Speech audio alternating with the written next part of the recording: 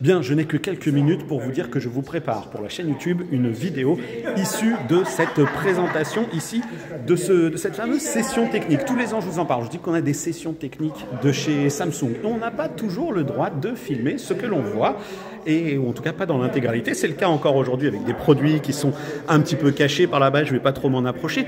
Et puis, on a aussi cette démonstration, cette fois-ci, que j'ai le droit de vous filmer. Et le constructeur expose ici sa technologie micro RGB. Je vous en ai déjà pas mal parlé aujourd'hui.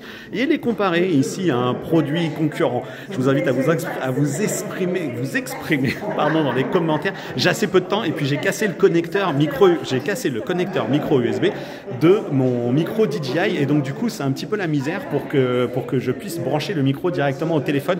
Je vais essayer de solutionner ça parce que vous devez avoir un son qui n'est pas terrible. Mais en tout cas, on a ici la comparaison de la solution micro RGB de Samsung avec une technologie RGB mini LED TV. Donc exprimez-vous si vous pensez savoir de qui il s'agit. Ce qui est très important à retenir, eh bien, c'est tout simplement pourquoi Samsung appelle ça technologie micro RGB, micro-sized RGB LED. Eh bien tout simplement parce que le compétiteur, le concurrent, je vous donnerai pas de marque, je vous laisse chercher, qui utilise en fait cette technologie mini LED RGB qui est juste là, et bien considérez que ça c'est un chip. Donc le chip qui est juste là, vous le voyez peut-être à sa toute petite taille, hein, vous voyez, regardez, hop, elle est là, juste là on a un chip, et donc on a le triplet de diodes RGB.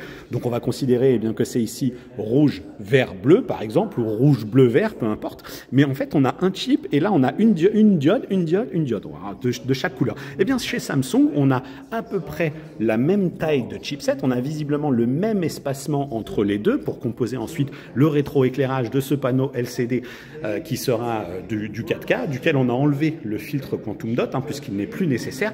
Et en fait, chez Samsung, eh bien, la particularité, c'est que chacune de ces mini LED RGB, enfin micro LED en tout cas RGB désormais appelé comme ça chez Samsung, eh bien, c'est que regardez, chacune des trois couleurs, donc rouge, bleu et vert, est dotée de 3 mini-sections. Donc en fait, ce qui permet, selon Samsung, c'est la question que j'ai posée, c'est comment vous pilotez la chose pour atteindre des niveaux de noir, enfin du near black assez détaillés. Parce que c'était l'une des questions que je me posais au regard de cette technologie. Et en fait, pour eux, eh bien, ils sont capables d'allumer chaque portion de chacune. Donc en fait, on a grosso modo ici, eh bien, 3 x 3, 9 petits mini-blocs, et donc 3 pour chacune des couleurs. Et ça leur permet bien, de promettre un contrôle de la luminosité sur 23 bits, enfin un contrôle du coup de la couleur désormais, puisqu'on n'est plus sur de la luminosité qui était produite par quelque chose qui est juste là, à savoir les émetteurs bleus. Voilà, c'était une présentation rapide, et tout ça, ça sera dans une vidéo complète à découvrir bientôt sur la chaîne. Allez, ciao!